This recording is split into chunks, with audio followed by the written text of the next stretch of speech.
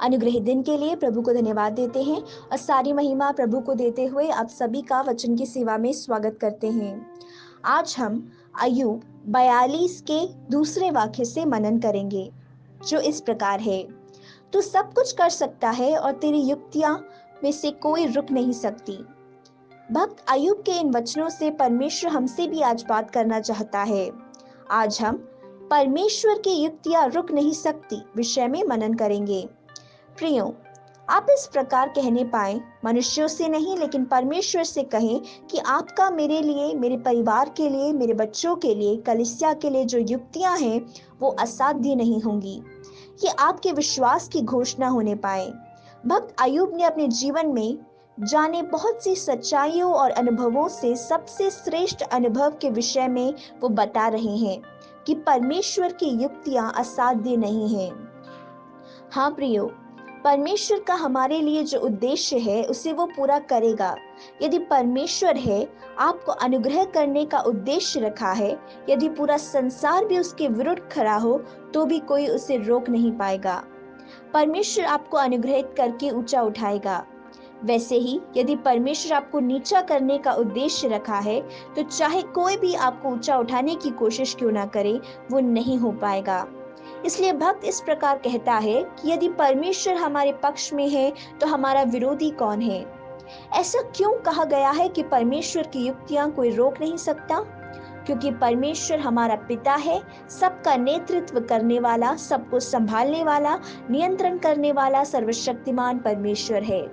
इसलिए आपके विरुद्ध में खड़े होने वाले मनों को निर्मल करने में परमेश्वर सक्षम है, क्योंकि राजाओं के मनों को परमेश्वर अपनी इच्छाओं के अनुसार मोड़ देता है और ये करने में भी परमेश्वर सामर्थी है।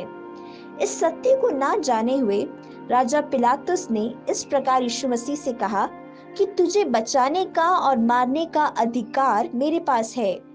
तब उसके उत्तर में यीशु मसीह इस प्रकार कहते हैं कि स्वर्ग की आज्ञा के बिना पिलातुस, तेरा मुझ पर कोई अधिकार नहीं है। प्रियो, यीशु मसीह के इन वचनों को अपने मन में आप लिख लें। हाँ, स्वर्ग का परमेश्वर राजाओं पर, नेताओं पर राज करता है। इसलिए जब तक वो आज्ञा नहीं देगा, मुझे कुछ नहीं होगा। रोमियो 8वें अध्याय के 28वें वाक्य में इस प्रकार लिखा है, हम जानते हैं कि जो लोग परमेश्वर से प्रेम रखते हैं उनके लिए सब बातें मिलकर भलाई को उत्पन्न करती है, अर्थात उन्हीं के लिए जो उसकी इच्छा के अनुसार बुलाए हुए हैं। परमेश्वर के एक दास को दुर्घटना के कारण उन्हें व्हीलचेयर की सहायता लेनी पड़ी। जिस प्रकार डॉक्टर ने बताया, उनके घुटनों में लगी चोट के लिए ऑपरेशन के लिए उन्हें एडमिट किया गया। उस समय उनके साथ वालों से वो बार बार यही कह रहे थे जो वचन अभी हमने पढ़ा, रोमियो 8वें अध्याय का 28वां वाक्य, कि परमेश्वर से प्रेम रखने वालों के लिए, परमेश्वर द्वारा बुलाए गए लोगों के लिए सारी बातें भलाई को उत्पन्न करती है। अंत में जब उनकी शारीरिक अवस्था बिगड़ने लगी, जब मृत्यु की ओर वो बढ़ रहे थे, उस समय भी उन्होंने अपने बच्चों से इस प्रकार कहा, रोमियो 8वें अध्याय का 28वां वाक्य, आज भी पवित्र शास्त्र में लिखा है और तुम उसको भूल मत जाना। अपनी मृत्यु के समय में भी बड़ी प्रतीक्षा के साथ वो परमेश्वर की संगति में बुलाए गए। मुझे सुनने वाले मेरे प्रिय लोगों, चाहे हम मरे या फिर जिए, वो हमारे परमेश्वर के उद्देश्य की पूर्तिकरण के लिए हैं। उसे एक विश्वास के साथ हम जीने पाए।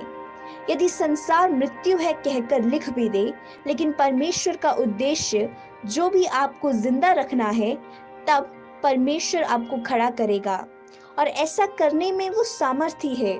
इसलिए परमेश्वर की ओर अपने मन को लगाते हुए हम इस प्रकार कहने पाए कि आपका कोई भी उद्देश्य रुक नहीं सकता। आइए हम प्रार्थना करें।